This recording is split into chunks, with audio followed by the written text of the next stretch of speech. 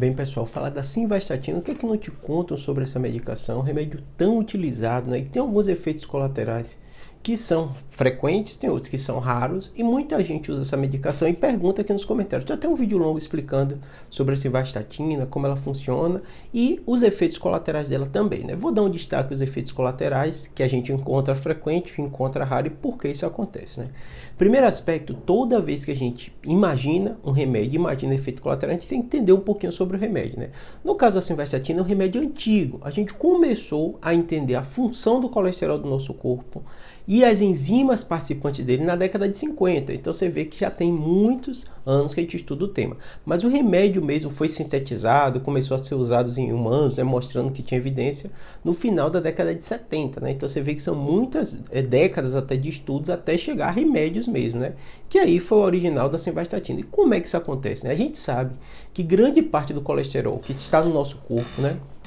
E o colesterol que mais faz mal, né, que a gente sabe que pode obstruir as artérias, né, tudo isso também é produzido. Quase 70% é produzido pelo corpo e 30% é produzido na alimentação, né? Acaba que a gente se alimenta e ele vai para o sangue, né? 70% produzido pelo próprio corpo, 30% acaba que vem da alimentação, acaba sendo degradado e virando colesterol. Então você percebe que grande parte do colesterol é nosso corpo que produz.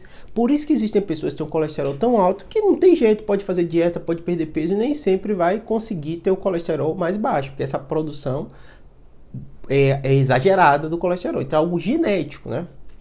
E toda vez que a gente imagina isso, né, a gente imagina, Júlio, então como age esse remédio, como age a simvastatina? É justamente atuando na enzima que produz esse tipo de colesterol. Então daí o fato de realmente a medicação funcionar e funcionar também. E aí vamos pensar também nos efeitos colaterais. Qualquer tipo de remédio que funcione, que altere algumas enzimas, altera a produção, acaba gerando outros agentes e acaba também mudando muitas vezes o metabolismo do nosso corpo, podendo ter efeito colateral.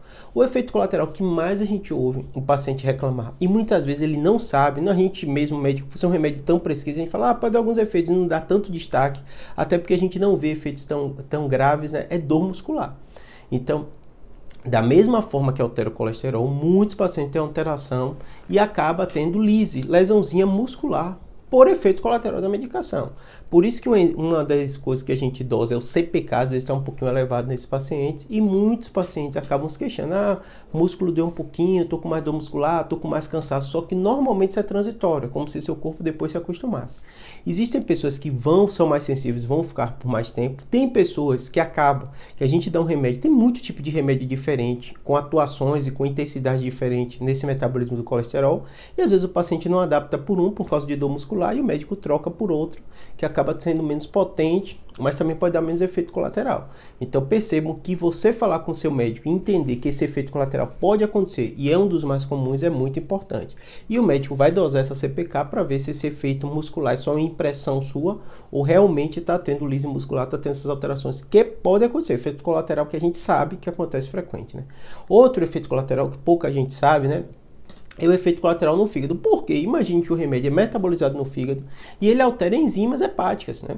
E nisso de alterar essas enzimas hepáticas que produzem o colesterol, né, ela pode também o fígado sofrer como um todo, dando alterações, chegando até caso de hepatite, que é raríssimo de acontecer. Na maioria das vezes, quando o paciente tem alguma alteração hepática, as enzimas hepáticas ficam tocadas, que a gente usa o termo médico, ficam um pouquinho mais elevados. Por quê? Justamente por isso. O remédio é metabolizado ali, ele age ali, e tem pessoas que são mais sensíveis do que outras, né? Esses efeitos, além que eu falei, né, o que acontece? O fígado tem um papel muito grande e o remédio acaba atuando também no nosso trato gastrointestinal.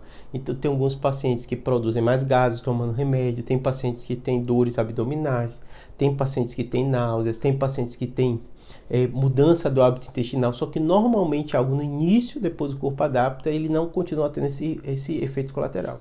Então perceba que são várias alterações que o paciente pode ter no corpo dele, ocasionada pela medicação, um remédio que funciona, um remédio que é muito utilizado, que a gente já tem, eu falei desde o final da década de 70, utilizado, né? São raríssimos efeitos colaterais graves que vão fazer você impedir de usar a medicação, mas você tem que conhecer, até porque se esse efeito está te incomodando, o médico vai dosar os exames, vai pedir os exames para dosar essas enzimas, ver se está tudo ok ou não, E tem outras opções de medicação que pode, você não adaptou bem com a simvastatina e ser utilizado por outro, tá bom? Acaba que as outras vezes são mais caras, menos potentes, mas assim, são muito tipos de remédio, a atorvastatina e outros da mesma família, tá bom? Espero que tenha ajudado, abraço.